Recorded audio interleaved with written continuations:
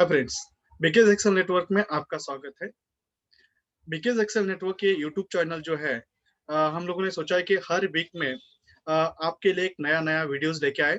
और आज का जो हमारे वीडियो का जो टॉपिक है वो आज माइक्रोसॉफ्ट ऑफिस एक्सेल के बारे में वीडियो है। और इस वीडियो के अंदर हम लोग आज देखने वाले हैं कि एडवांस कंडीशनल फॉर्मेटिंग।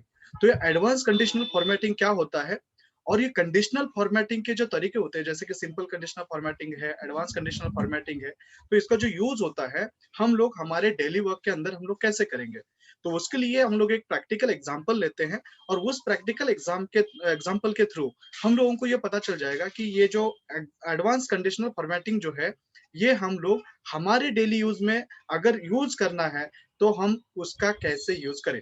तो उसके लिए अभी हम लोग एक वीडियो देखते हैं और उस वीडियो में पता चल जाएगा कि उसमें हम लोगों का जो डेली का वर्क होता है उसमें एडवांस कंडीशनल कितना इंपॉर्टेंट है और उसका जो हमारे वर्क में यूज करना है हम लोग वो कुछ कैसे तरीके से उसको कर सकते हैं।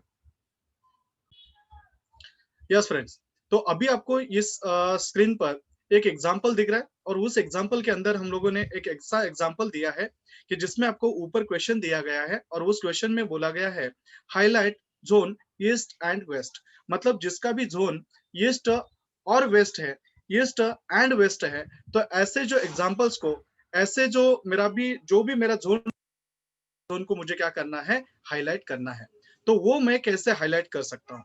तो जैसे कि अभी आप देख सकते हैं कि यहाँ ऑटोमेटिकली पहले से ही वो क्या है, हाईलाइटेड है। तो वो हाईलाइटेड को हम लोग देखते हैं कि वो कैसे किया होगा। पहले तो देखते हैं कि हम लोगों ने इसका इफेक्ट कैसे दिया है। तो जैसे कि मैं अभी यहाँ देख सकते हैं कि यहाँ ईस्ट है, इसके लिए पूरा होल रिकॉर्ड जो है वो हाईलाइटेड है। दूसरा यहाँ वेस्ट है, वो तो उसका पूरा रिकॉर्ड जो है वो हाईलाइटेड है। अगर मैं इस नॉर्थ को अगर मैं वेस्ट कर दूं तो वो क्या होता है, एक बार फिर हम लोग देखते हैं। तो यहाँ मैंने क्या कर दिया, यहाँ चले गए और यहाँ मैंने वेस्ट लिखा और एंटर कर दिया तो ऑटोमेटिक आप देख सकते हैं कि उसका जो रिकॉर्ड है वो ऑटोमेटिक हाईलाइट हो गया। दूसरा ये चीज है कि अगर मैं यहाँ ईस्ट के अलावा अगर मैं यहाँ नॉर्थ करता हूँ तो मैं क्या होता है ये हम लोग देखते हैं। जैसे कि मैंने अभी क्या कर दिया, इसको नॉर्थ कर दिया और जैसे मैं एंटर प्रेस कर देता हूँ तो ऑटोमेटिक ईस्ट और वेस्ट के अलावा अगर कोई भी मेरा जोन आ जाता है तो उस जोन में से वो क्या हो जाता है, ऑटोमेटिक हाईलाइटिंग निकल जाता है। तो अभी हम लोग यही एग्जाम्पल जो है वो एग्जाम्पल सीधा हम लोग देखते हैं कि हमारे जो ये है कि सेम चीज जो है हम लोग एक न्यू एग्जाम्पल के साथ देखते हैं कि वो कैसे होता है। यस फ्रेंड्स, आपके सामने सेम एग्जांपल है कि जिसका हम लोगों ने इससे पहले रिजल्ट देखा था कि जैसे कि हम लोगों ने ईस्ट या वेस्ट दोनों में से कोई भी एक जोन अगर चेंज करते हैं तो वो ऑटोमेटिक हाईलाइट होता था। तो अभी सबसे पहले मुझे ये देखना है कि ये जो ईस्ट या वेस्ट जो भी जोन हम लोग चेंज कर रहे थे उसके हिसाब से वो जो ग्रीन हाईलाइट कलर हो रहा था तो वो कैसे होता है। तो सबसे पहले मुझे ये जानना होगा कि जो जोन के कॉलम में लिखा हुआ जो टेक्स्ट है वो ईस्ट है या वेस्ट है। तो हम लोग उसको कैसे जानेंगे, तो उसके लिए आपको क्या करना है, एक मैं साइड का कॉलम का यूज कर लेता हूं और उस कॉलम के अंदर मैं ये देखता हूं या ये चेक कर देता हूं कि जोन में या जोन की जो पहली सेल है उस सेल के अंदर मैंने क्या लिखा हुआ है। तो सबसे पहले मैं जा रहा हूं यहाँ is equal to zone cell.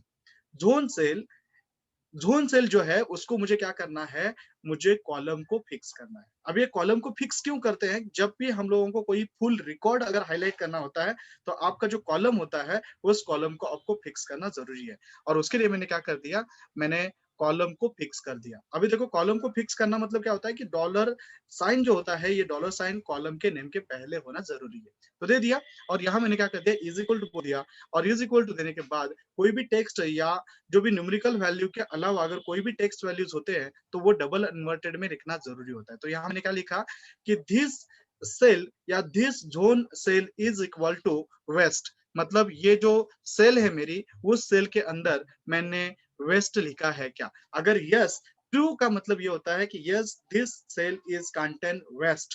Okay, उसके अलावा और एक मेरा दूसरा क्वेश्चन है, वो दूसरा क्वेश्चन क्या है, तो ये है कि again this cell is equal to, मतलब क्या है, is equal to zone cell. Again मुझे क्या करना है, कॉलम फिक्स करना है। तो मैंने कॉलम फिक्स कर दिया और इज इक्वल टू लिखा और यहाँ लिखा मैंने ईस्ट। तो यहाँ ईस्ट देने के बाद अगेन मैंने क्या कर दिया, कॉमा दे दिया।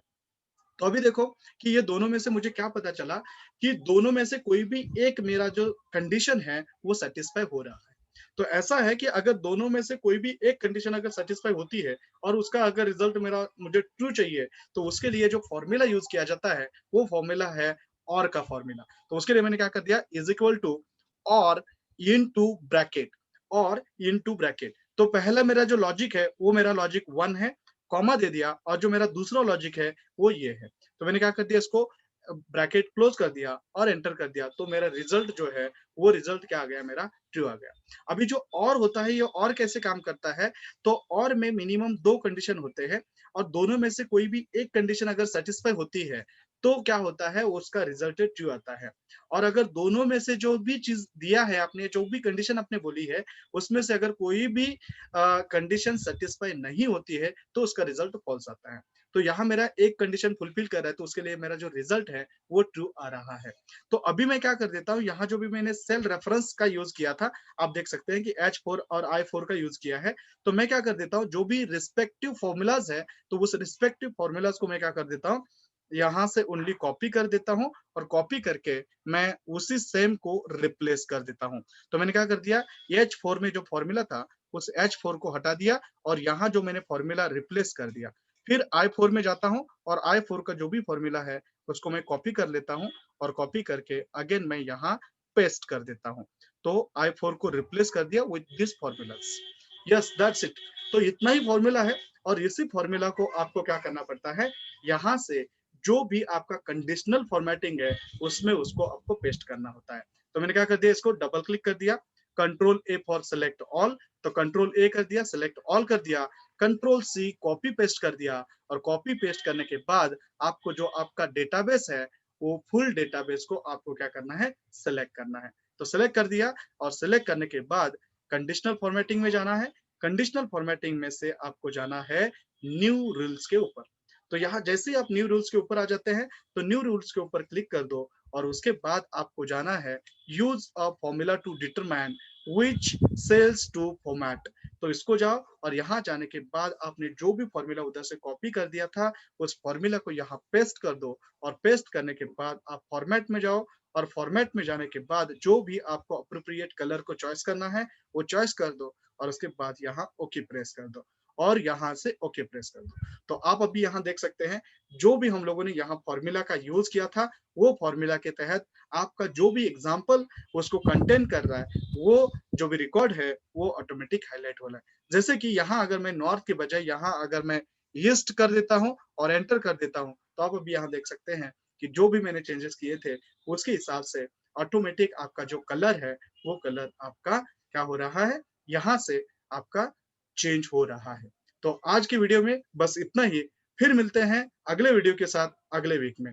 Thank you so much. अभी यहाँ जो आपके यहाँ से आगे जितने भी आपके वीडियोस हमारे आ जाएंगे, उस वीडियोस में आपको हमारे वीडियोस अगर अच्छे लगते हैं तो आप हम लोगों को जरूर इसको शेयर कर दीजिए, लाइक कर दीजिए, और नीचे दिए गए बटन के ऊपर सब्सक्राइब कर दीजिए।